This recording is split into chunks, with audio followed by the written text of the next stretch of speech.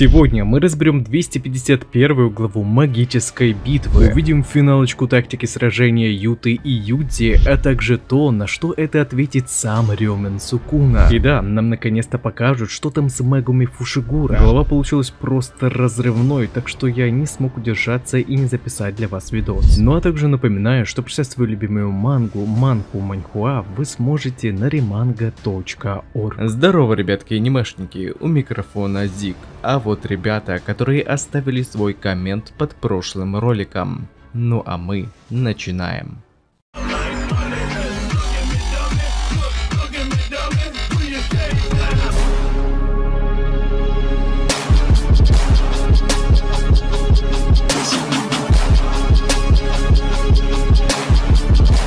Итак, на связи 251 глава манги «Магической битвы», переводил ее сам, и так как я не профессионал, а любитель, могут быть ошибки. Повествование начинается с объяснения Юты о том, как он смог использовать разрезы Сукуны против него же самого в предыдущей главе. И оказывается, все дело было в последнем пальце короля проклятий, который Акоцу благополучно поглотил. Однако теперь нельзя было терять тот набранный темп, после чего Юдзи тут же наносит удар по голове противника. И пока Рёмен впечатлялся от того, что его техника была скопирована путем съедания 20-го пальца, Юта атакует его в живот, прикрывая действия своего напарника, который, схватив Сукуну за башку, врезает ему с колена по роже. Вот только это даже не сбило противника, а наоборот дало ему возможность схватить Итадори и нанести множественные разрезы. Но из-за образовавшейся кровопотери Юдзи плюет королю проклятий прямо в рожу, после чего врывается Юта Акоцу, который апперкотом опрокидывает противника в воздух, а главный герой тем временем падает на землю, истекая кровью, но он понимал, что сейчас нельзя было расслабляться даже ни на секунду, поскольку в этот момент мощность заклинаний Сукуны и его физическая сила значительно уменьшилась, а значит, нужно было, несмотря ни на что, продолжать атаковать и ослаблять противника, иначе другого шанса на победу у них не будет. И тут же, после апперкота Юты, Рика хватает Рёмена за ногу и швыряет его в сторону Юдзи, который к этому времени уже сгруппировался и с ноги врезает опять-таки по башке Сукуны. Но все-таки нужно отдать ему должное, ибо даже в этом месиве, где тебя атакуют со всех сторон, он все еще держит печать корзины. К тому же Рёмен понимал, что для того, чтобы не допустить применения ими ангельской лестницы, ему нужно было контратаковать. И хотел он нанести удар именно мировым разрезом, а для этого ему нужно было как раз таки деактивировать корзину. Однако протагонисты только этого и дожидались, ибо как только король проклятий ослабил хватку, Рика Юдзи хватает его за руки, а Юта в это же мгновение приближается и вырывает Сукуне язык из его живота для того, чтобы предотвратить на некоторое время технику расщепления или же любой другой, для активации которых понадобится либо печати, либо же заклинания. А такой ход не позволит ему сделать ни то, ни другое. После чего Юта вместе с Юдзи проводят совместную атаку, в которой главный герой для отвлечения использует технику Чосо, взрывая ту самую кровь, которую он плюнул Сукуне в лицо, благодаря чему Юта Акоцу смог приблизиться и отсечь ему руку. И прежде чем провести дальнейший ход, нам показывают небольшой флешбэк, в котором после прочтения записей Цукума Итадори приходит к выводу, что хоть души и могут в некоторой степени смешиваться, но в конечном итоге они никогда не смогут стать единым целым. А поэтому, если это не та же манипуляция с душами, как мог делать Махита, главному герою удастся достучаться к душе Мегуми, и тогда, используя лестницу ангела, у них выйдет повысить выживаемость Фушигура. После чего, заблокировав все три оставшиеся руки короля проклятий, Юта применяет ту самую технику лестницы ангела на полной мощности, нанося точный урон прямо по Сукуне. Вот только это была лишь часть их плана, и поменявшись с Итадори местами, заблокировав освободившуюся конечность катаной, главный герой наносит удар, наполненный проклятой энергией, взывая к душе Мегуми. После чего Юдзи оказывается прямо около души Фушигура. Неужели их старания все же не были напрасны, и план Годжи и Юты был все-таки верен? Но тут, вместо того, чтобы увидеть Мегуми, которая рвется на свободу, Итадори увидел своего товарища полностью в разбитом состоянии, который больше не сопротивлялся и не имел уже никакой воли к жизни. И с одной стороны, Фушигура можно было понять, он ведь все-таки 16-летний ребенок, который пережил много чего плохого из-за Сукуны. Вот только с другой стороны, все старания его товарищей по его вызволению оказались напрасными, поскольку они не могут вернуть Мегуми, пока тот сам того не пожелает. И вслед за этим печальным зрелищем становятся слышны устрашающие слова заклинаний Короля Проклятий, который тут же без промедления, усилив свою технику, наносит смертельный разрез сразу по 3 целям, большую часть урона которого пришлось на долю Юты Акоцу, после чего даже его домен начал разрушаться. Однако в сию же минуту внезапной атакой были поражены не только его оппоненты, но и сам Сукуна, которого внезапно, будто по сигналу, атаковала никто иная, как Маки Зенин, пронзая противника разделителем души. Что же, походу теперь спасением Мегуми займется Маки, мощь которой мы наконец-то сможем лицезреть в противостоянии Рёмину Сукуне. Вот только постоит вопрос, что же за технику все-таки применил Король Проклятий, ибо до момента активации Акоцу Лестницы Ангела, как раз таки для ее противостояния Рёмин хотел применить именно что мировое рассечение. И если это была именно та техника, тогда есть большая вероятность, что Юта скорее всего получил летальный урон, как и Годжа. К тому же там был еще и Юдзи, который хоть и попал под удар, но неизвестно насколько сильно. Однако если это был просто усиленный разрез, тогда у команды есть шанс использовать обратку и продолжить бой уже с новым составом. К тому же Сукуна умудрился попасться на столь очевидный прием от шаманов, хотя до этого времени ему удавалось предотвращать такие атаки, что аж страшно было представить. А тут вот такой вот исход. Но хотя даже в этой ситуации Рёмин улыбается. Возможно, в начале следующей главы мы увидим, как исход боя совершенно поменяется. Однако тут еще и Маки, которая, как и Тодзи, сейчас невероятно сильна, а вот Сукуна после боя с Годжи и тандема Итадори с Ютой потерял достаточно много проклятой энергии. Что уж там говорить, во время этого сражения запас проклятой у Сукуны вроде был на уровне с Акоцу, сейчас же, наверное, и то меньше. Также очень жаль самого Юдзи, который проделал такой тяжелый труд для того, чтобы попытаться освободить душу Мегуми, но в итоге получил полный провал своего плана. Хотя кому как не Итадори было бы знать, как сейчас мог бы себя чувствовать Мегуми. Мог бы хотя бы уже произнести ту же речь, что и когда-то ему говорил сам Фушигура. Ну, возможно, у него просто не осталось времени после атаки Сукуны. На следующей неделе, кстати, перерыв.